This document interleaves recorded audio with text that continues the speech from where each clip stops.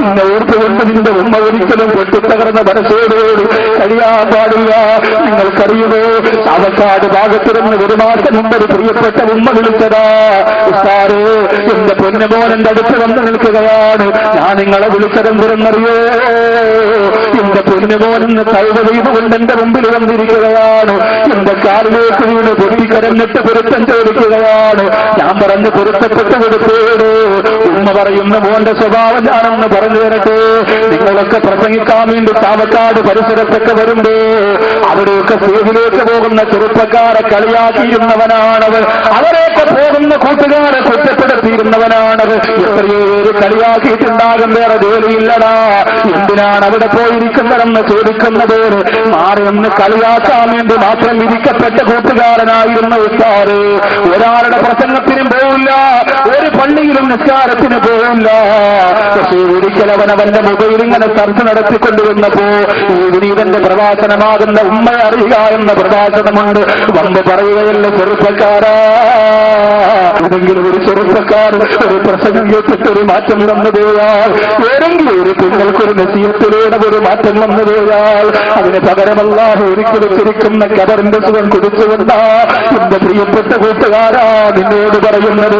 ആ സഹോദരനെ കുറിച്ച് ഉമ്മ പറയുകയാണ്, ഉസ്താദേവൻ മൊബൈലിലൂടെ ഇങ്ങനെ നോക്കി വന്നപ്പോ ഉമ്മയെ അറിയുക എന്ന് നെറ്റിലൂടെ ഇങ്ങനെ എഴുതി കാണിച്ചു. അവൻ ആ മൊബൈൽ ഓണാക്കി വിട്ട പ്രസംഗം കേട്ടപ്പോ ഉമ്മയെ ചവിട്ടിയതിന്റെ ശിക്ഷ പറയുന്ന, ഉമ്മയെ ഉപദ്രവിച്ചതിന്റെ ശിക്ഷ പറയുന്ന കുറെ അലാബുകളെ കുറിച്ച് പറയുന്ന ഭാഗമാണ് ഉസ്താദ് അതിനകത്ത് പ്രസംഗിച്ചത്. ജീവിതത്തിലാകെ കേട്ട ഒരൊറ്റ പ്രസംഗം ഉമ്മയെ കുറിച്ചാ, പക്ഷേ ജീവിതത്തിൽ അവൻ ഏറ്റവും അധികം ഉപദ്രവിച്ചത് തന്നെയാണ്. ഇന്ന് അടിക്കാത്ത സ്ഥലമില്ല ഉസ്താദ്. ഒരു ഉമ്മയുടെ വിലാപമാണ്, ഒരു ഉമ്മയുടെ കണ്ണീരാണ്. നിങ്ങൾക്കൊരു സമാധാനം കിട്ടുമെന്നറിയാൻ വേണ്ടി ചെറിയൊരു പരിസരമാണ്.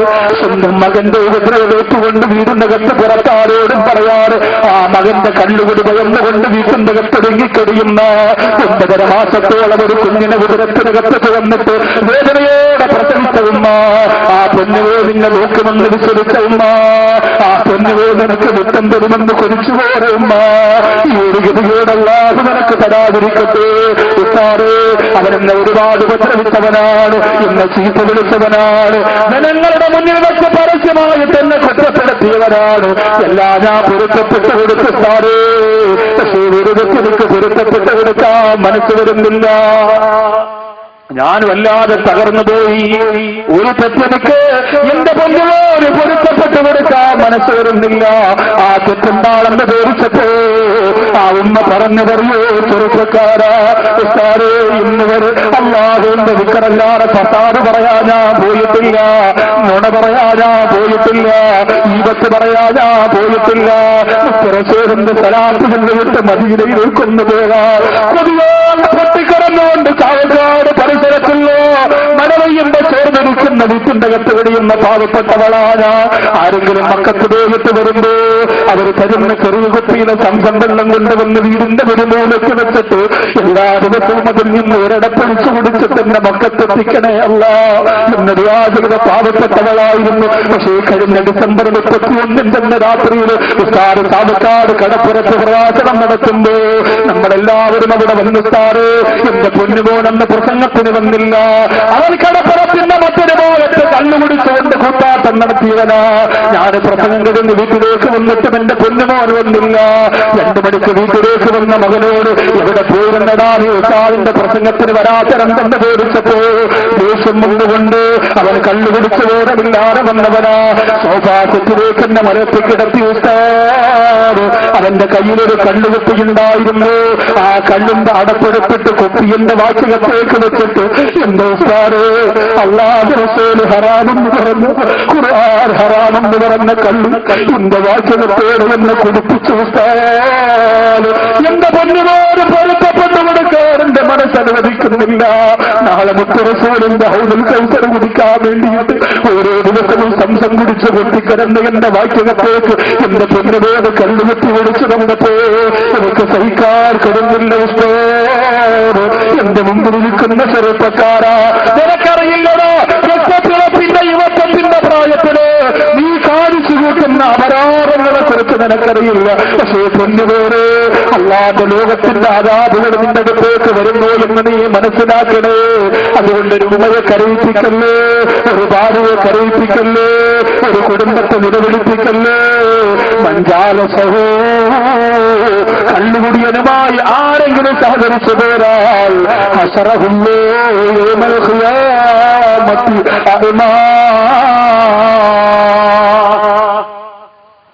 അന്ധത ബാധിച്ചവരായി അവരെ അള്ളാഹു ആഖിറത്തിൽ കൊണ്ടുവരുന്നതാണ്. അന്ധത ബാധിച്ചവരായി കൊണ്ടുവരുന്നതാണ്. കഴിഞ്ഞ ഒരു വർഷം കേരളം നിത്യോപയോഗ സാധനമായ അരി ആഹാരത്തിന് വേണ്ടി ചെലവഴിച്ചത് 3000 കോടി രൂപയാണ്. അരിക്ക് വേണ്ടി ചെലവഴിച്ചത് 3000 കോടിയാണ്. കല്ലിന് വേണ്ടി ചെലവഴിച്ചതോ 18,000 കോടിയാണ്. ഒരു ദിവസം 3 നേരം അരി ആഹാരം കഴിച്ചില്ലെങ്കിൽ ഒരു നേരമെങ്കിലും കഴിക്കില്ലേ ഉച്ചയ്ക്ക്? അതിന് കേരളം മുഴുവൻ എത്തുന്നത് 3000 കോടി രൂപയുടെ അരി ആഹാരം. പക്ഷേ മദ്യമോ 18,000 കോടിയാണ്. 18,000 കോടിയാ മദ്യത്തിന്. കേരളത്തിൽ ഒരു ദിവസം 170 കുടുംബമാണ് പിന്നെ എന്താ ഡൈവോഴ്സ് ആയിക്കൊണ്ടിരിക്കും. 170 കുടുംബം ഒരു ദിവസം. അതിൽ 75% മദ്യത്തിന്റെ പേരിലാണ്. മദ്യത്തിന്റെ പേരിലാണ്. നിങ്ങൾ പറയും ഞാൻ കുടിച്ചിട്ട് മര്യാദയ്ക്കാണ് സാറേ ജീവിക്കുന്നത്, ആർക്കും ഒരു ഉപദ്രവമില്ല. പക്ഷെ നീ നിന്റെ പടച്ചോനെ ഉപദ്രവിക്കുകയല്ലേ. അള്ളാഹു നിനക്ക് തന്ന മുഞ്ചുള്ള നിന്റെ ശരീരം, ആരോഗ്യമുള്ള നിന്റെ ശരീരം അള്ളാഹു തകർന്നാൽ കഴിഞ്ഞില്ലേ ചെറുപ്പക്കാരാ. നിന്റെ വാഹനമൊന്ന് ചെറുതായിട്ട് തട്ടിയാ പോരെ, സർവ്വതും തകർന്നടിഞ്ഞില്ലേ പൊന്നുമോനെ. നിന്റെ ശരീരത്തിന്റെ ഞരമ്പിന് ഒരു ക്യാൻസറിന്റെ അണുക്കൾ കടന്നു എന്ന് ഡോക്ടർ പറഞ്ഞാൽ എന്റെ സഹോദര നിങ്ങൾക്ക് മറക്കാൻ പറ്റോ? ഒരു കുട്ടി കണ്ണു കാണുമ്പോ, കുറച്ച് നോട്ടുകെട്ട് കാണുമ്പോ, കുറച്ച് സുഖം കിട്ടുമ്പോ അല്ലാതെ ലോകത്ത് ചെയ്തത് അതൊന്നും നീ മറക്കാൻ പാടില്ല. എന്തുകൊണ്ട് നിനക്കൽ തന്നില്ല പടച്ചറമ്പുരോ? എന്തുകൊണ്ട് അല്ലാഹു നിനക്കത് തന്നില്ല പെണ്ണുപോര്? എന്തുകൊണ്ട് പടച്ചോദരക്കൽ തന്നില്ല പെണ്ണുകള്? അല്ലാഹു ആയുസ് വിട്ടിട്ടെന്നെങ്കിൽ അതിൽ നിന്ന് പാഠം കൊള്ളണം ചെറുപ്പക്കാരോ. ഈ കുറച്ച് അതിനുള്ളതാവച്ചതാ നീ തീരുമാനിക്കുന്നവര് ഇന്നത്തോടെ തീരുമാനമെടുക്കട. അല്ലാഹുവേ നീ മരിക്കുന്നവർ വരെ പടച്ചവരെ ഞാൻ കണ്ണുപിടിക്കുക.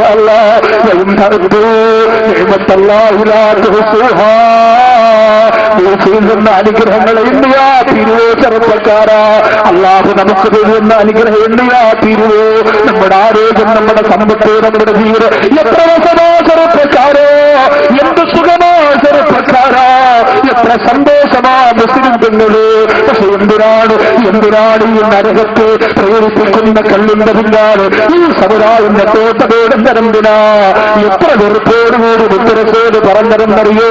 മൻ അഖറല ഖർലോ, ഒരു കള്ളുകുടിയിൽ ആരെങ്കിലും കടം കൊടുത്താൽ വഖത്ത് ആനാലാ ഖത്ലു മുസ്ലിമീൻ, ഒരു മുസ്ലിമിനെ കൊല്ലാൻ സഹായിച്ചതിന്റെ ശിക്ഷയാണ് അവന് കിട്ടുന്നത്. അള്ളാഹു നമ്മെ കാത്തിരക്ഷിക്കട്ടെ.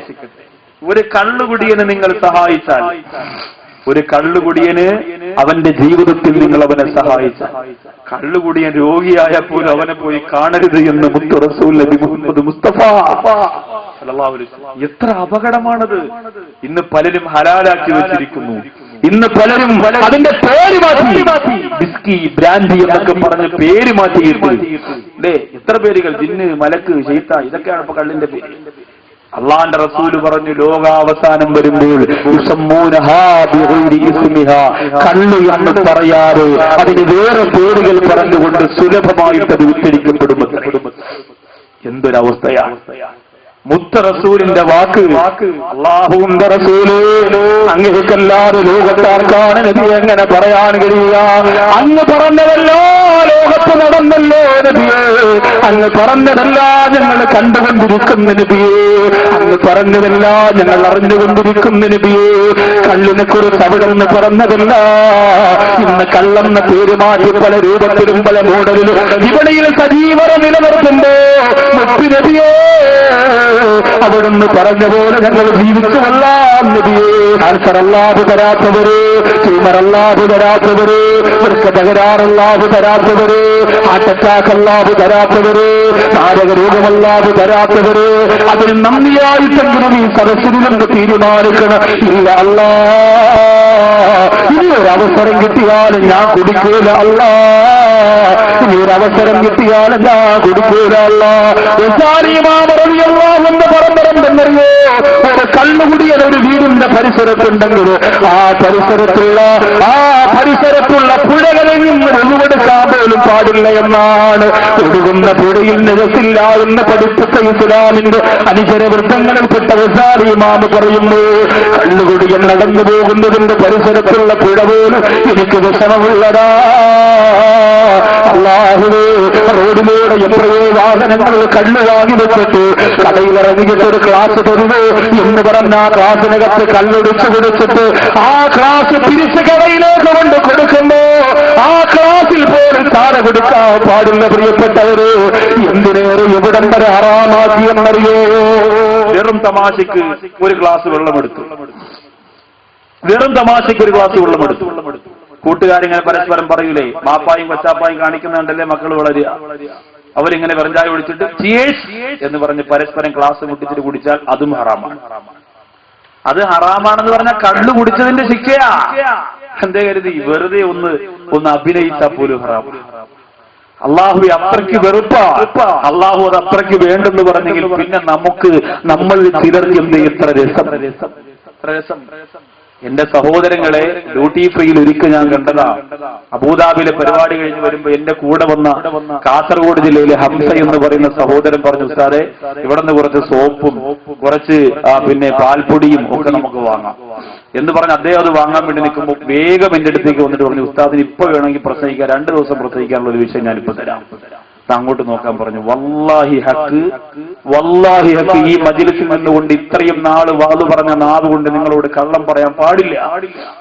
ആ സദസ്സിൽ ഞാൻ നോക്കുമ്പോ ഫ്രീയിൽ മദ്യം നിൽക്കുന്ന സ്ഥലത്ത് മസ്തയിട്ട പെണ്ണ്, മസ്തയിട്ട ഉമ്മ, നല്ല ഈമാന്റെ പ്രകാശം മനസ്സിൽ ഉണ്ടാക്കിയെടുക്കാൻ പരിശ്രമിക്കുന്ന ഉപ്പ. കാണുമ്പോ അറിയാലോ, അഭിനയിക്കുന്നവരെ കാണുമ്പോഴറിയാം. മോളെടുത്തിട്ട് ഡാഡിയോട് ചോദിക്കാണ്, ഇതെങ്ങനെ ഉണ്ടാവും ഡാഡി, ഈ സാധനം എങ്ങനെ ഉണ്ടാവും? നിങ്ങളിപ്പോ പറയും അങ്ങനെയൊക്കെ ചോദിക്കൂ സാറി, വെരി വെരി സിമ്പിൾ. ഇപ്പൊ ചോദിക്കണ്ട, 3-4 കൊല്ലം കൂടി കഴിയുമ്പോ മോക്ക് എന്താ ഒപ്പിച്ച് കൊണ്ടുവരേണ്ടത്? ഇത് മതിയെന്ന് മോൾ ഇവിടെ നിന്ന് വിളിച്ചു പറയുന്ന കാലം വരാൻ പോവാ. പെണ്ണുങ്ങളെ നിയന്ത്രിച്ചില്ലെങ്കിൽ അവര് പറയും സീരിയൽ കുടിക്കുന്നുണ്ടല്ലോ, സിനിമയിൽ കുടിക്കുന്നുണ്ടല്ലോ, അപ്പൊ ഇത് വലിയ അപകടമൊന്നുമില്ല, നമുക്കും കുടിക്കാം എന്ന് പറഞ്ഞുകൊണ്ട് സ്ത്രീകളും തുടങ്ങിക്കഴിഞ്ഞു. അല്പമൊക്കെ അത് ചില വിവരം കെട്ട ആണത്വമില്ലാത്ത ഭർത്താക്കന്മാർ അതിന് തുടക്കം കുടിക്കാം. ഗൾഫിൽ നിന്ന് വന്നിട്ട് അവന് കുടിക്കാൻ വേണ്ടിയിട്ട് അവൻ പറയും, എടി ഇത് നീ വിചാരിക്കുന്ന പോലെ അത്ര വലിയ സംഭവമൊന്നുമില്ല, താരന്മാരെ ആറാമെന്ന് പിന്നെ ഇത് വലിയ ആറാം, അവിടെ എത്രയോ മൂലാക്കന്മാർ, അവിടെ ഫുള്ള് മൂലാക്കന്മാർ, ഇത് എന്നെ ജോലി എന്ന് പറഞ്ഞിട്ട് ഒരു അല്പം ഒഴിച്ചങ്ങോട്ട് ഇത്താക്ക് കൊടുക്കാം. ഇത്ത അങ്ങോട്ട് കുടിച്ചൊരു 100-150 ഒരു നിപ്പങ്ങ് നിൽക്കുക, ആടി. അപ്പൊ ഇത്ത വിചാരിക്കും ഇത് കൊള്ളാം, കുഴപ്പമില്ല, തിരക്കേടില്ല. ഇങ്ങനെ ഈ പെണ്ണും അതിനടിമയാവുക. തലയുടെ ആ പെരുപ്പ് നിനക്ക് സമാധാനം കിട്ടാനാണെന്ന് കരുതിപ്പോയാൽ മുത്തുനബി പറയുന്നു, ഒരു കള്ളുകുടിയനെ സഹായിച്ചാൽ അവന് പോലും, ഒരു കള്ളുകുടിയനെ സഹായിച്ചാൽ അവന് പോലും അദാബാണ്. തീർന്നില്ല പെണ്ണ്, കള്ളുകുടിയനായ ഭർത്താവിന് ഭക്ഷണം കൊടുക്കുന്ന പെണ്ണ്. ഇത് കേട്ടിട്ടവരെ പട്ടിണിക്കിടാൻ പറ്റുകയില്ല. പക്ഷേ കരയണം പെങ്ങളെ. ഓരോ ദിവസവും പൊട്ടിക്കരഞ്ഞുകൊണ്ടാണ് അവർക്ക് ഭക്ഷണം കൊടുക്കേണ്ടത്. ഓരോ ദിവസവും പൊട്ടിക്കരഞ്ഞുകൊണ്ടാണ് അവർക്ക് നിങ്ങൾ വെള്ളം കൊടുക്കേണ്ടത്. കുടുംബജീവിതത്തിന്റെ ഒരു സുഖവും നിങ്ങൾ അറിഞ്ഞിട്ടില്ലല്ലോ. വടക്ക് ഭാഗത്ത് മരണപ്പെട്ടു പോയ പാറന്നൂർ സാറ് അല്ലാഹു ഖബർ ചെറിയ പൂങ്കാവനമാക്കി കൊടുക്കട്ടെ. 22 പ്രാവശ്യം ആയിരക്കണക്കിന് ജനങ്ങൾ മയ്യത്ത് നിസ്കാരം നടത്തിയിട്ട് എന്റെ പ്രിയപ്പെട്ട മുസ്ലിമേ, വീണ്ടും ആയിരക്കണക്കിന് ജനങ്ങൾ ബാക്കിയാണ്. സമയം തികഞ്ഞു പോയി. ഉസ്താദിനെ കൊണ്ടുവന്നടക്കി. തലേ ദിവസം പ്രിയപ്പെട്ട ഉസ്താദന്റെ സഹധർമ്മിണിയോട് പറഞ്ഞ വാക്കെന്തെന്നറിയോ? എന്റെ പ്രിയപ്പെട്ടവളെ, എന്നും നീയല്ലേ എന്നെ കുളിപ്പിക്കുന്നത്, ഇന്ന് ഒരു സോപ്പ് തീരുന്നത് വരെ നല്ലതുപോലെ തേച്ച് കുളിപ്പിക്കണം പെണ്ണേ. ഭാര്യ പറയുന്നു, എന്തിനാണ് അവിടെ അങ്ങനെ പറയുന്നത്? നീ എങ്ങനെ കുളിപ്പിക്കുമെന്നേ, നീ എങ്ങനെ കുളിപ്പിക്കുമെന്നേ, നീ എങ്ങനെ കുളിപ്പിക്കുമെന്നേ. കുളിപ്പിച്ച് ഭർത്താവ് പറഞ്ഞതുപോലെ കുളിപ്പിച്ച് കഴിഞ്ഞപ്പോ പ്രിയതമന്റെ ശരീരമൊക്കെ തോർത്തുകൊണ്ട് ഇങ്ങനെ ഒപ്പിയെടുക്കുമ്പോ ആ പ്രിയപ്പെട്ടവൻ പറയുന്നു, ഞാൻ പറഞ്ഞതുപോലെ നീ എന്നെ കുളിപ്പിച്ചിരുന്നു. ആ പെങ്ങൾ പറയുന്നു, അരേ സാറ്, നിങ്ങൾ പറഞ്ഞതുപോലെ നിങ്ങളെ കുളിപ്പിച്ചിരിക്കുകയാണ്. ആ സമയത്താണ് സാറ് പറഞ്ഞു കൊടുത്തത്, ഇനി ഒരു പക്ഷേ നിനക്കെന്നെ കുളിപ്പിക്കാൻ കഴിഞ്ഞില്ലെങ്കിലോ പിറ്റന്നാണ് ഗുരുനാഥന്റെ മയ്യത്ത് കുളിപ്പിച്ചത്, പിറ്റന്നാണ് ആ ഗുരുനാഥന്റെ മയ്യത്ത് കുളിപ്പിച്ചത്. അവർക്കൊക്കെ കുടുംബജീവിതത്തിന്റെ എത്ര മധുരമാണ് അവർ ആസ്വദിച്ചു പോയത്, എത്ര സുഖമാണ് അവർ നുകർന്നു പോയത്, എത്ര ആനന്ദമാണ് അവർ ആഗ്രഹിച്ചു പോയത്. നിന്റെ ഭർത്താവ് കല്ലുകുടിച്ചാൽ എന്ത് രസമാണ് നിന്റെ ജീവിതത്തിന് അല്ലാഹു തരുന്നത്. ഒന്നുമില്ല പെങ്ങളെ, നിന്റെ വിധിയാണെന്ന് പറഞ്ഞ് സമാധാനിച്ചിട്ട് കാര്യമില്ല. പൊട്ടിക്കരഞ്ഞോ പെങ്ങളെ, ഭക്ഷണത്തെ മുമ്പ് കൊണ്ട് വെച്ചിട്ട് മാറിയിരുന്ന് പൊട്ടിക്കരഞ്ഞു, വെള്ളമൊഴിച്ചു കൊടുത്തിട്ട് മാറിയിരുന്ന് പൊട്ടിക്കരഞ്ഞു. ജീവിതത്തിന്റെ വില നിനക്കറിയില്ല പെങ്ങള്. റസൂലുള്ളാഹിയുടെ പൊന്നുപോ ഫാത്തിമ വീവരളിയല്ലാഹുന്ന ഈ അടുത്ത സമയത്ത് നൗഷാദാക്കൾ സേതിന് പറഞ്ഞു തുടങ്ങിയ വിഷയമാ കരളാട് ഫാത്തിമ. അല്ലാഹുവേ, എന്തോരനുഭൂതിയാ, എന്തോരു സന്തോഷമാ. മഹദി ഫാത്തിമ മഹിളകൾക്ക് മാതൃക എന്ന വിഷയം കേട്ടിട്ട് അതിന്റെ തുടർഭാഗമായിട്ട് കരളാട് ഫാത്തിമ എന്ന വിഷയം പറയുമ്പോ സാധുമാര് കിതാബിലൂടെ കാണിച്ചു വരികയാ. ഫാത്തിമ റളിയല്ലാഹു അൻഹ ലോകത്തിലെന്ന് വിട പറയുന്നതിന് മുമ്പ് പ്രധാനപ്പെട്ട 3 വസിയത്തുകൾ ഭർത്താവിനോട് കൊടുത്തതാ. അതിൽ ഒരു വസിയത്ത് ഞാൻ നിങ്ങളോടൊന്ന് പങ്കുവെക്കട്ടെ. കണ്ണുകുടിച്ചുകൊണ്ട് കടന്നു വരുന്ന ഭർത്താവിന്റെ മുന്നിൽ ജീവിതം ഓടിപ്പിക്കപ്പെട്ട പെണ്ണ്, ഒരു പുളിങ്കൊമ്പത്തെ കുടുംബമാണെന്ന് പറഞ്ഞ് എന്റെ വാപ്പ പിടിച്ചു കെട്ടിച്ചു കൊടുത്തതല്ലേ. എത്രയോ പാവപ്പെട്ടവരെന്നെ പെണ്ണ് ചോദിച്ചതാ. അന്ന് എന്റെ വാപ്പാക്ക് കുറച്ചിലല്ലായിരുന്നു. അവന് വലിയ കൊട്ടാരമില്ല, അവന് വലിയ നീളമുള്ള വാഹനമില്ല, അവന് പേരും പെരുമയുമില്ല. ഇന്നെന്താ ഇപ്പോഴടാ പണത്തിന്റെ പിന്നാലെ പേ പിടിച്ചവരെ പോലെ വാലാട്ട് നടന്നിട്ട് അറിവ മക്കളുടെ ജീവിതം നരകതുല്യമാകട്ടെ. എന്ത് സമാധാനമാണ് വാപ്പാ നിനക്ക് കിട്ടിയത്? 10 ഏക്കർ റബ്ബർ കിട്ടിയാ നിനക്ക് തികയോ? 1 കോടി രൂപ കിട്ടിയാ നിനക്ക് തികയോ? നിന്റെ പൊന്നുപോലെ പുഞ്ചിരിച്ചുകൊണ്ടപ്പാ എനിക്ക് റാഹത്താണെന്ന് പറയുന്നതിനേക്കാളും ലോകത്തേത് കോടിയാണ് പൊന്നുപോലെ നിന്നെ സന്തോഷിപ്പിക്കുന്നത്. ഫാത്തിമ റളിയല്ലാഹു തആല അലി റളിയല്ലാഹു അൻഹുവരോട് പറഞ്ഞ 1ാമത്തെ വസിയത്ത് എന്തെന്നറിയുമോ പെങ്ങളെ? ഞാനത് പഠിച്ചപ്പോ ഞെട്ടിപ്പോയതാ. ലോകത്തൊരു പെണ്ണിനും അങ്ങനെ പറയാൻ കഴിയില്ല, ഒരു പെണ്ണിനും പറയാൻ കഴിയില്ല. ഉസ്താദുമാരുടെ പെണ്ണാകട്ടെ, ഇവിടെ വന്നിരിക്കുന്ന ഉസ്താദുമാരുടെ ഭാര്യമാരാകട്ടെ, അങ്ങനെ പറയാൻ ലോകത്തൊരു പെണ്ണിനും കഴിയില്ല.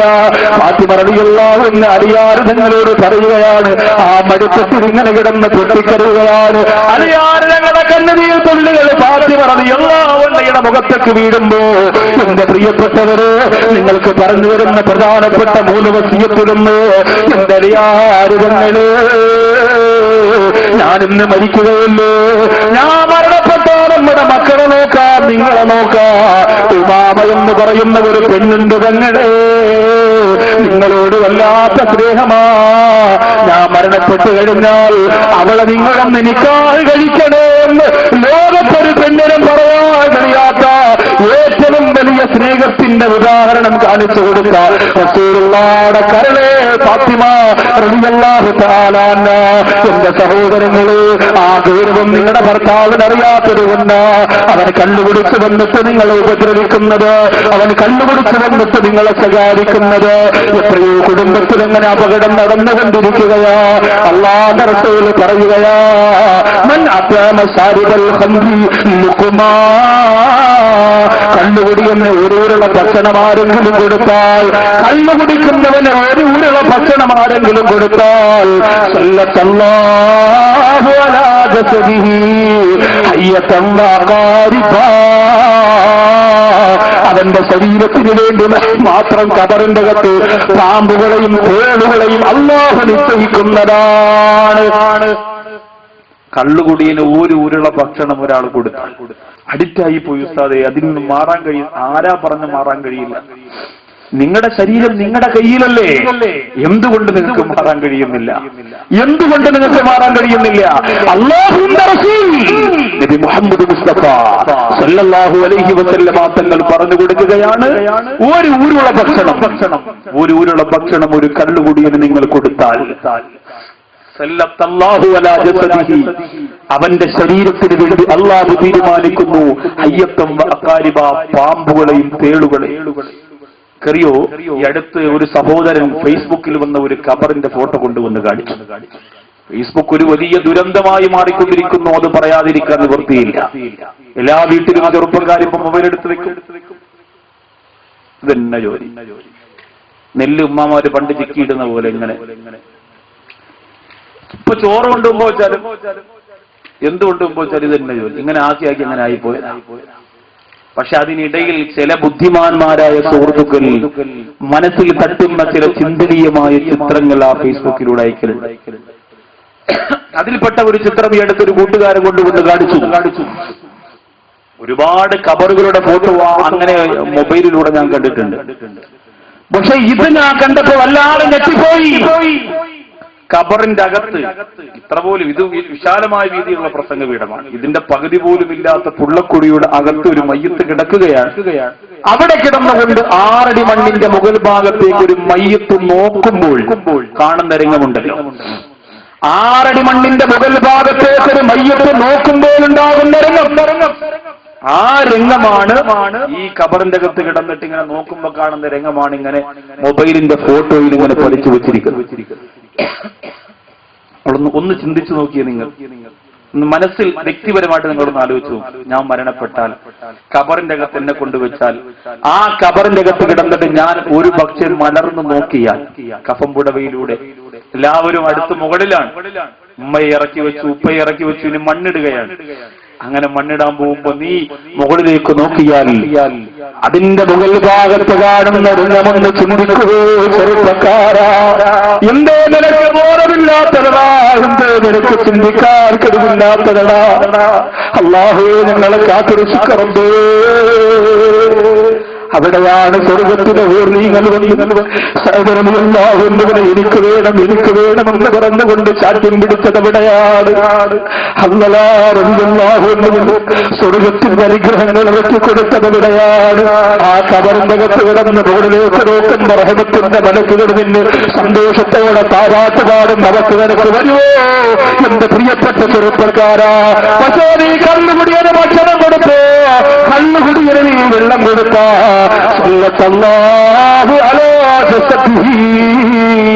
നിന്റെ ശരീരത്തിലല്ലാതെ തീരുമാനിക്കുന്നതെന്താ? പാമ്പുകളെയും തേളുകളെയുമാണ് എന്ന് ആയിഷബീവറളിയല്ലാഹു അൻഹ പറയുകയാണ്. ആരെങ്കിലും ഒരു കല്ലുകുടിയന്റെ ആവശ്യം നിറവേറ്റി കൊടുത്ത്, ഒരു കല്ലുകുടിയന്റെ വിശ്രമം ആരെങ്കിലും മാറ്റിക്കൊടുത്താൽ അവൻ ഇസ്ലാം പൊളിച്ചുകളയാ സഹായിച്ചവനാ, അവൻ ഇസ്ലാമിന്റെ വിരോധിയെ സഹായിച്ചവനാ, അവൻ ഇസ്ലാമിന്റെ വിരോധിയെ സംരക്ഷിച്ചു പോകവനാ. എന്റെ പ്രിയമുള്ള ചെറുപ്പക്കാരാ, ഇനി വേണോ എന്ന് നീ തീരുമാനിക്കടാ, ഇനി വേണോ എന്ന് നീ തീരുമാനിക്കണോരേ. ഉമർ ഇബ്നുൽ ഖത്താബ് റളിയല്ലാഹു അൻഹു പറഞ്ഞ നബിയേ, കോടിക്കണക്കിന് രൂപയുടെ നഷ്ടമുണ്ടായാൽ കല്ലിന് വേണ്ട നബിയേ. സഹാബികൾ പറഞ്ഞു വേണ്ട നബിയേ, ഒന്നും ഞങ്ങൾക്ക് ആവശ്യമില്ല നബിയേ എന്ന് പറഞ്ഞു ഓരോരുത്തരാക്കി പോവുക. എന്റെ മുമ്പിലിരിക്കുന്ന ചെറുപ്പക്കാരാ, എന്തേ നിനക്ക് ഒഴിവാക്കാൻ കഴിയാത്തത്? എന്തേ നിനക്ക് അതിൽ നിന്ന് രക്ഷപ്പെടാൻ കഴിയാത്തത്? സുബ്ഹാനല്ലാഹ്, ഇന്ന് കേരളത്തിൽ നടന്നുകൊണ്ടിരിക്കുന്ന വാഹനാപകടങ്ങളില്ലേ? ഇന്ന് കേരളത്തിൽ നടന്നുകൊണ്ടിരിക്കുന്ന വാഹനാപകടത്തില് 85% കല്ലുകുടിച്ചതിന്റെ പേരില്ല. അപൂർവം ചില അപകടങ്ങൾ മാത്രമാണല്ലാതെ സംഭവിക്കുന്നത്. എന്റെ പ്രിയപ്പെട്ട കൂട്ടുകാരാ, അല്ലാഹുവിന്റെ റസൂൽ വേണ്ടെന്ന് പറഞ്ഞത് വേണമെന്ന് ആര് വാശി പിടിച്ചിട്ടുണ്ടോ അവർക്ക് വല്ലാതെ പരാജയപ്പെട്ടിട്ടുണ്ട് മോനെ, അവർക്ക് ഒരുപാട് പരാജയപ്പെട്ടിട്ടുണ്ട് മോനെ. ദുനിയാവിൽ മാത്രമല്ലല്ലോ, ഈ ദുനിയാവിൽ നിന്ന് മരണപ്പെടുന്ന സമയം മുതൽ നീ പരിശോധിച്ചു നോക്കുക. കള്ളുകുടിയുടെ സ്വസ്ഥതയും കൊടുക്കുന്നതായി ചരിത്രത്തിലൊരു ഭാഗത്തും നമുക്ക് കാണാൻ കഴിയുന്നതല്ല, ഒരു ഭാഗത്തും നമുക്കറിയാൻ കഴിയുന്നതല്ല. അതുകൊണ്ട് പൊന്നുമോനെ, ആ കള്ളിൽ നിന്ന് ഒഴിവായിട്ട് നല്ലൊരു കുടുംബ ജീവിതം നിനക്ക് നയിച്ചോട്, നല്ലൊരു സന്തോഷമുള്ള ജീവിതം നിനക്ക് നയിച്ചോട്. ഇന്ന് കള്ളെന്ന് പറയുന്നത് ഏറ്റവും അധികം സന്തോഷം വരുമ്പോഴും സങ്കടം വരുമ്പോഴും മനുഷ്യന്റെ ഹരമാണ്. ഇബ്ലീസ് ലഅനത്തുല്ലാഹി അലൈഹിയോട് ഒരിക്കൽ അള്ളാഹു തന്നെ ചോദിച്ചതാണ്, എന്റെ അടിമകളെ നിന്റെ വലയിൽ വീഴ്ത്താൻ എളുപ്പമുള്ള സമയങ്ങൾ ഏതൊക്കെയാണ്? ഇബ്ലീസിനോട് അള്ളാഹു ചോദിച്ചു, നിനക്ക് വളരെ സിമ്പിളായിട്ട് അവരെ നിന്റെ വഴിയിലേക്ക് കൊണ്ടുവരാൻ പറ്റുന്ന സമയം ഏതൊക്കെയാണ്? ഇബ്ലീസ് പറഞ്ഞു, പടച്ചവനെ, വല്ലാത്ത സന്തോഷവും വല്ലാത്ത സങ്കടവും കൊടുക്കുന്ന സമയം. ഏറ്റവും അധികം സന്തോഷം കിട്ടിയാലും പ്രശ്നമാ, ഏറ്റവും അധികം സങ്കടം കിട്ടിയാലും പ്രശ്നമാ, രണ്ടും കിട്ടിയാൽ പ്രശ്നമാ. ഏറ്റവും അധികം സന്തോഷം ഒരു ചെറുപ്പക്കാരന്റെ കല്യാണം. പണ്ടായിരുന്നു, ഇപ്പൊ അങ്ങനെ വലിയ സന്തോഷമൊന്നുമില്ല. കാരണം കല്യാണം ഒരു വലിയ സംഭവമല്ല. അവൻ 5 വയസ്സ് മുതൽ ബ്ലൂടൂത്തും മറ്റേ ഊത്തും ഒക്കെ ആയിട്ട് നടക്കില്ലേ.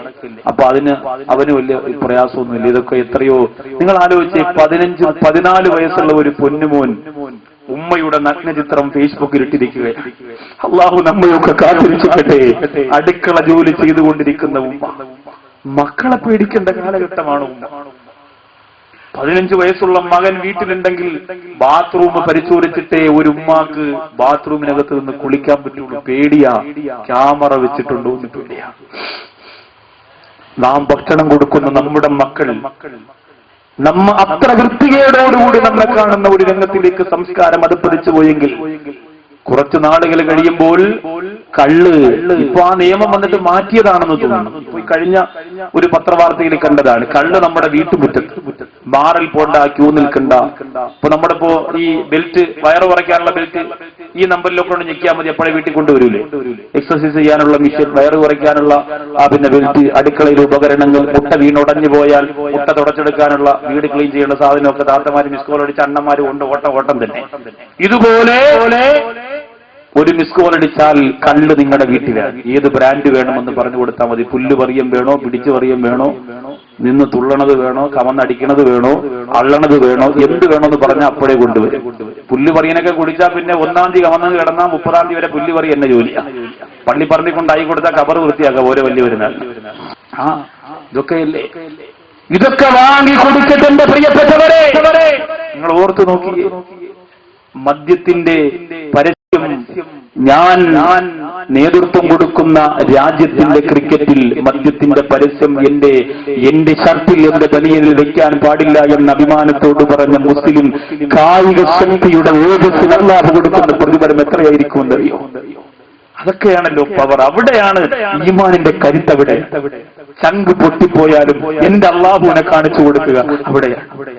നിങ്ങളിവിടെ, ഞാൻ നിങ്ങളോടൊന്ന് ചോദിക്കട്ടെ, അവസരം കിട്ടിയാൽ ആരും അറിയില്ല, ഒരു കൂട്ടുകാരും അറിയില്ല, ഒരാളും അറിയില്ല, ലോകത്ത് ഏറ്റവും വിലപിടിപ്പുള്ള മദ്യമാണ് നിങ്ങൾക്ക് കിട്ടിയത്. ആരും അറിയില്ല. 1 മാസം കഴിഞ്ഞ് ഇനി വീട്ടിൽ പോകുള്ളൂ, അപ്പോഴേ നമ്മൾ ചെന്നത് അറിയുള്ളൂ. അതുകൊണ്ട് ആരും അറിയാതെ സുരക്ഷിതമായിട്ട് നിനക്ക് കണ്ടുപിടിക്കാൻ ഒരു അവസരം കിട്ടിയാൽ, ഒരു കൈ നോക്കുമെന്ന് മനസ്സിൽ സ്വയം തോന്നിയാൽ അവനും കണ്ടുപിടിച്ചതിന്റെ അതാപ് അല്ലാഹു കൊടുക്കും. അല്ലാഹു നമ്മെ കാത്തിരിക്കട്ടെ. ഒറ്റയ്ക്ക് നിങ്ങളുടെ വീടുകളിൽ രാത്രി ഒറ്റയ്ക്ക് ഒന്നുകൊടുത്ത് 2 റക്അത്ത് നിസ്കരിച്ചിട്ട് നീ നിന്റെ പടച്ചവനോട് പറയണം, നിനക്ക് കണ്ണു തന്ന അല്ലാ, നിനക്ക് കാതു തന്ന അല്ലാ, നിനക്ക് കാല് തന്ന അല്ലാ, എല്ലാ അനുഗ്രഹങ്ങളും ഒരു പേമാരി പോലെ തിരിഞ്ഞു തന്ന രാജനാരെ പടച്ചവനോട് ഭാര്യ അറിയാതെ, മക്കളറിയാതെ, ഉമ്മയറിയാതെ, ഉപ്പയറിയാതെ, കുടുംബത്തിലൊരാൾ പോലും അറിയാതെ പൊട്ടിക്കരഞ്ഞുകൊണ്ട് നിനക്ക് പറയാ സാധിക്കട്ടെ ചെറുപ്പക്കാരാ.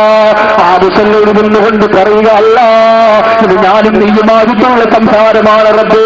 മരിക്കുന്നവരെ എന്റെ റൂഹ് പിരിയുന്നവരെ അല്ലോ, ഒരു തുള്ളി മദ്യം ഞാൻ ഇനി എത്ര അവസരം കിട്ടിയാൽ കുടിക്കൂലെന്ന് നിന്നോട് ഞാൻ തരുന്ന വാക്കാണ് പടച്ചവനേ എന്ന് പറയണം.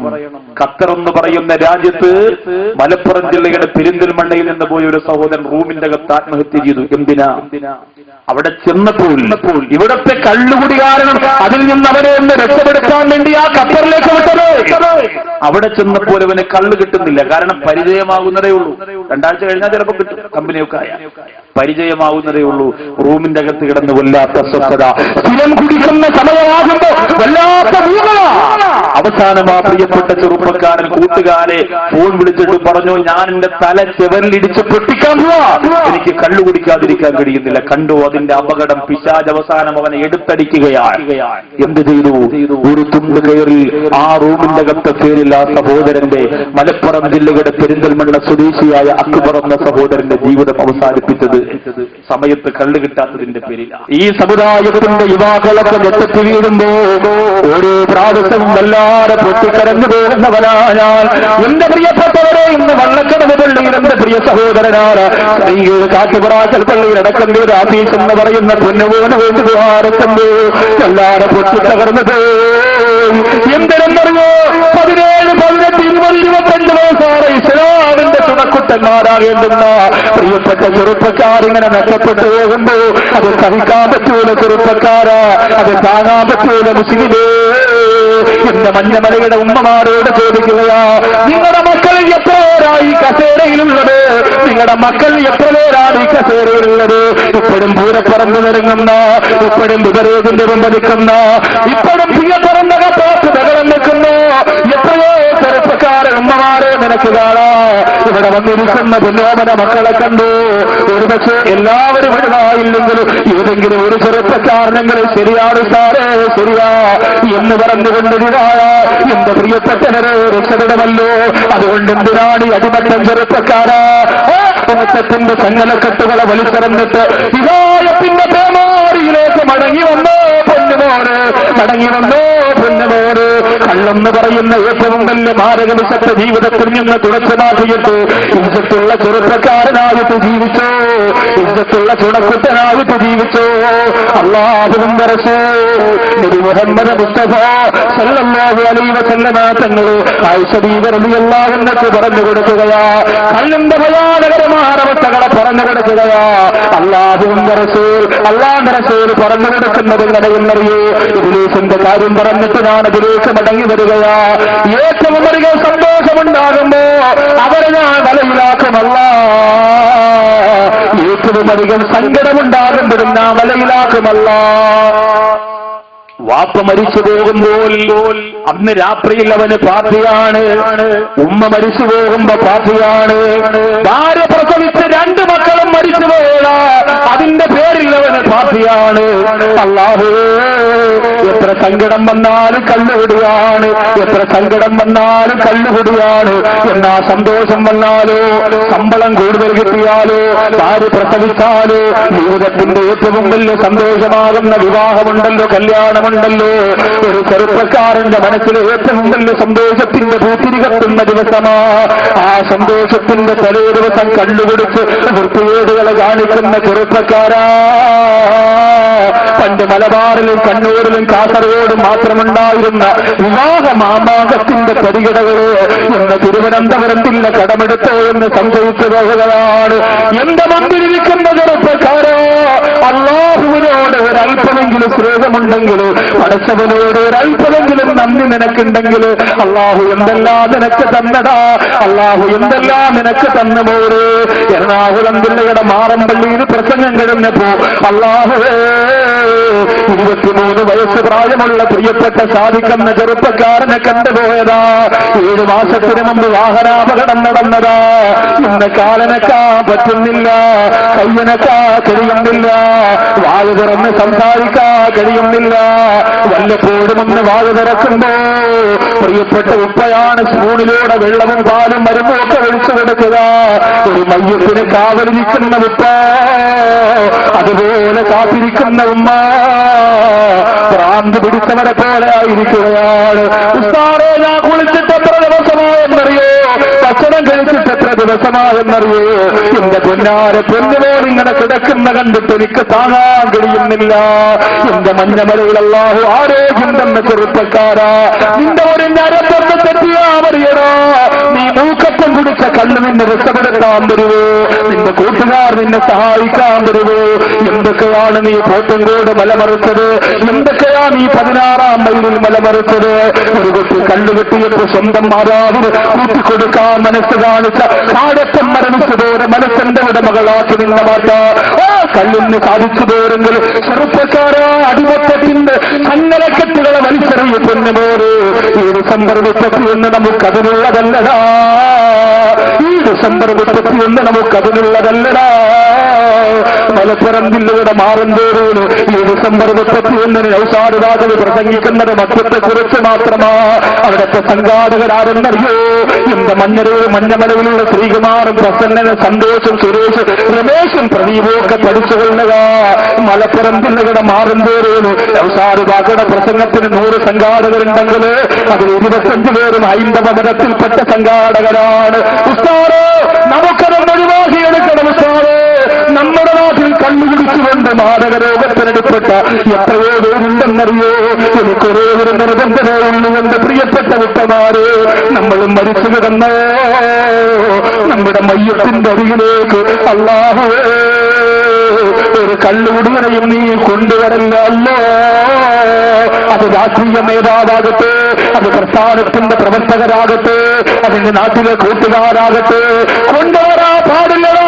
സംഗീതമുള്ളവന്റെ പാടമയ്യത്തിന്റെ മുമ്പ് നിന്ന് കള്ളു കുടിച്ചു നിൽക്കുന്നവരെ ചലിച്ചു പിടിച്ച് പുറത്താക്കണമടാ. എന്ത് പാടമയ്യപ്പ് കാണാ. കള്ളു കുടിച്ചവരെ നിനക്ക് കഴിയില്ലടാ. ഈ വീട്ടിൽ നിറങ്ങടാന്ന് പറയാൻ നിനക്ക് സാധിക്കണം. അവന്റെ കൂടെ ശാപമുണ്ട് മോന്, അവന്റെ കൂടെ ശാപമുണ്ട് മോന്. പക്ഷേ മഞ്ഞമലയിലൂപ്പ നീ മരിച്ചു കിടക്കുന്ന നിന്റെ മയ്യത്ത് പോലും കുളിപ്പിക്കാൻ കഴിയാറ്. ആ മയ്യത്തിന്റെ അടുത്ത് നിൽക്കുന്നത് കള്ളുകുടിച്ച മകനാണെങ്കിലോ, കള്ളുകുടിച്ച മകനാണെങ്കിലോ അല്ലാഹുവേ നിങ്ങളെ കാത്തുരക്ഷിക്കണയല്ലോ. നിങ്ങൾ മരിക്കുമ്പോ ഞങ്ങളുടെ വീട്ടിന്റെ അകത്ത് പടച്ചവനെ ഒരു കള്ളുകുടിയുടെയും നീ തരല്ലോ. റഹ്മത്തിന്റെ മലക്കുകൾ വരണ്ടേ പ്രിയപ്പെട്ടവരെ, അല്ലാഹുവിന്റെ പൊരുത്തം വേണ്ടേ പ്രിയപ്പെട്ടവരെ. എന്റെ ഉമ്മമാരെ, നിങ്ങളുടെ മക്കളെ രക്ഷപ്പെടാൻ വേണ്ടി പോവാറുന്നു. എന്റെ ഇത്തമാരെ, നിങ്ങളുടെ ഭർത്താക്കന്മാർ രക്ഷപ്പെടാൻ വേണ്ടി പോവാറുന്നു. ഒരൊറ്റ ദിവസം കൊണ്ട് മദ്യത്തിൽ നിന്ന് മഞ്ഞമലയിൽ വന്ന സഹോദരങ്ങളെ ഈ സത്യം ശ്രമിക്കുന്നവരെ ഒഴിവാക്കിയെടുക്കാൻ പറ്റില്ലെന്ന് എനിക്കറിയാം.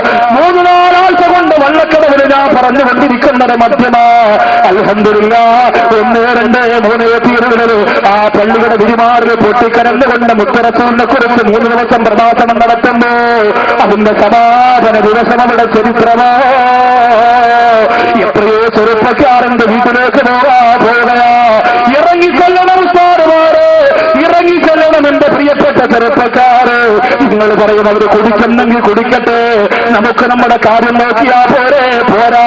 അങ്ങനെ കാര്യം നോക്കിയത് കൊണ്ട് ബനീസ്രായേലിനെ അല്ലാഹു ശിക്ഷിച്ചതെന്ന് മറക്കല്ലേ. അവരവരുടെ തെറ്റ് ചെയ്യട്ടെ എന്ന് പറഞ്ഞുകൊണ്ട് മിണ്ടാതെ മുഖം മൂടി വാലോടി എന്നപ്പോ അല്ലാഹുവിന്റെ അതാത് ഒരുമിച്ചിറങ്ങിയില്ലേ. ഞങ്ങളെ കൊണ്ട് കഴിയുന്നവരാകട്ടെ, ഞങ്ങളെ കൊണ്ട് കഴിയുന്നവരാകട്ടെ. എനിക്കുറപ്പാണ് 101% ഉറപ്പാണ്. അൽഹംദുലില്ലാഹ് എത്രയോ ചെറുപ്പക്കാരെ മാറിയിട്ടുണ്ടെന്നറിയോ, എത്രയോ കൂട്ടുകാരെ മാറ്റിയെടുത്തിട്ടുണ്ടെന്നറിയോ. നേരിട്ട അനുഭവമാ. എത്രയോ ചെറുപ്പക്കാര് പൊട്ടിക്കരന്നനുഭവമാ. അതിലൊരനുഭവം മഞ്ഞമലയിൽ ഉണ്ടാകട്ടെ ചെറുപ്പക്കാരാ. നിങ്ങളൊക്കെ കുടിയന്മാരാണെന്നല്ല ഞാനീ പറയുന്നത്. പക്ഷേ സന്തോഷം മലവെല്ലുന്ന കല്യാണത്തിന്റെ ദിവസങ്ങളില് എന്തിനാ ചെറുപ്പക്കാരോ ലക്ഷക്കണക്കിന് രൂപ മുടക്കിയിട്ട് നിങ്ങള് കള്ളിനു വേണ്ടിയിട്ട് പണം ചെലവഴിക്കുന്നത്? എന്റെ സഹോദരങ്ങള് ഈ 2 സമയത്ത് അവർ ഞാൻ നശിപ്പിക്കുമെന്ന് പറഞ്ഞു കൊടുക്കുമ്പോ ഐശ്വര്യന്ന് പറയുകയാ. ഒരാൾ ആദ്യം കള്ളുകുടിച്ചു പോയാൽ, ഒരാൾ ജീവിതത്തിൽ ആദ്യമായിട്ട് കള്ളുകുടിക്കാൻ പോവുകയാ. അങ്ങനെ ആദ്യം ഒരാൾ കള്ളുകുടിച്ചു പോയാൽ അല്ലാഹു അയാൾക്ക് കൊടുക്കുന്ന അദാബെന്തെന്നറിയോ? അയാളുടെ ഹൃദയത്തെ അല്ലാഹു കറുപ്പിച്ചു കളയുന്നതാണ്. ആദ്യം ഒരു പ്രാവശ്യം, ഒറ്റ പ്രാവശ്യം ഞങ്ങൾക്ക് കുടിച്ചിട്ടുള്ളൂ ഉസ്താദേ എന്നൊരാൾ പറഞ്ഞാൽ അയാളുടെ ഹൃദയം അല്ലാഹു കറുപ്പിക്കും. ആദ്യം കള്ളു കുടിക്കുന്നവന് ഹൃദയം കറുപ്പിക്കും. ആ ഹൃദയം കറുത്തിരിക്കും. അത് പിന്നെ വെളുക്കില്ല. അത് വെളുക്കണമെങ്കിൽ പിന്നെ തൗബ ചെയ്യണം. അത് വെളുക്കണമെങ്കിൽ പിന്നെ തൗബ ചെയ്യണം. തൗബ എന്ന് പറഞ്ഞാൽ കറകളഞ്ഞ തൗബയാ. നിലവിളിച്ചിട്ട് ഇനി ഒരിക്കലും ഞാനതിലേക്ക് മടങ്ങില്ല റബ്ബേ എന്ന ശക്തമായ തീരുമാനത്തിന്റെ തൗബ. അല്ലാതെ ഒരു കള്ളു കുടിച്ച് അസ്തഗ്ഫിറുള്ള, അടുത്ത കള്ളു കുടിച്ച് വീണ്ടും അസ്തഗ്ഫിറുള്ള, അങ്ങനെയല്ലേ.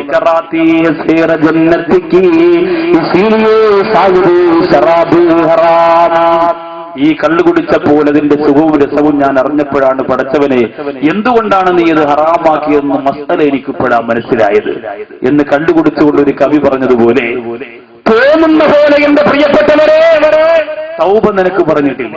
പൊട്ടിക്കരഞ്ഞ തൗബ ചെയ്യുക, ഇനി മടങ്ങൂലെന്ന് തീരുമാനിക്കും. ഒരു പ്രാവശ്യം കുടിച്ചാൽ ഹൃദയത്തിൽ അള്ളാഹു കറുപ്പ് തരികയാണ്. രണ്ടാമത് കുടിച്ചാലോ ആയിഷ ബീവി റളിയല്ലാഹു അൻഹ പറയുകയാ, അല്ലാഹുവിന്റെ റഹ്മത്തിന്റെ കവാടം അല്ലാഹു അടച്ചു കളയുകയാണ്. ഇനി അവനാ കവാടമില്ല. മൂന്നാമത് കുടിക്കുമ്പോഴോ അവിടെയാണ് നമ്മളൊക്കെ തോറ്റുപോകുന്നത്. നമ്മുടെ ആകെ പ്രതീക്ഷ മുത്തുനബി മുഹമ്മദ് മുസ്തഫ. മഞ്ഞമലയിലെ സഹോദരങ്ങളെ, പോരാ, എത്ര ദിവസം വേണമെങ്കിലും ഞാൻ വാതിന് വരാൻ തയ്യാറാണ്. പക്ഷേ തളർത്തിക്കളയല്ലേ ചെറുപ്പക്കാരാ. നമ്മുടെ ജീവിതത്തിന്റെ ഏറ്റവും വലിയ ആവേശം നബി മുഹമ്മദ് മുസ്തഫ.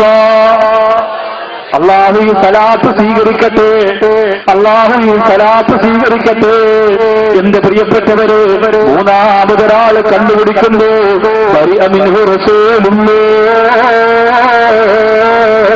അവരിൽ നിന്ന് അല്ലാഹുവിന്റെ റസൂൽ പൂർണ്ണമായും ഒഴിവാകുന്നതാണ്.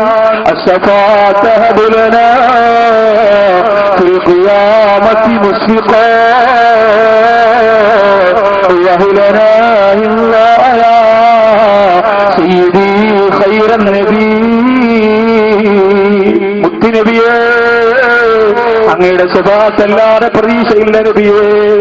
എന്തുണ്ട് സഹോദരങ്ങളെ എടുത്ത് കാണിക്കുക, എന്തുണ്ട് പെങ്ങളെ ആഖിറത്തിലേക്ക് കൊണ്ടുപോവുക. ആ പുന്നാര നബിതങ്ങളാണ് നമ്മുടെ ആകെ പ്രതീക്ഷ. മുത്തുനബിതങ്ങളാണ് ആകെ പ്രതീക്ഷ. മുത്തായ റസൂലാണ്.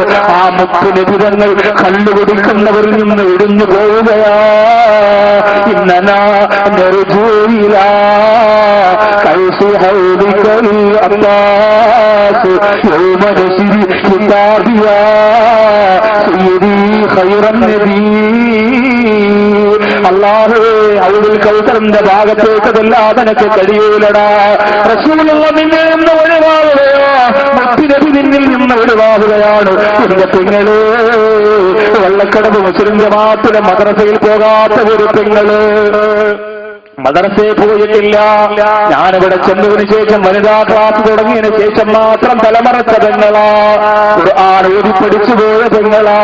അല്ലാഹു, ആ പെങ്ങൾ തന്ന മനോഹരമായ കത്ത് വെള്ളക്കടവ് പള്ളിയുടെ മേശക്കകത്തുണ്ട്.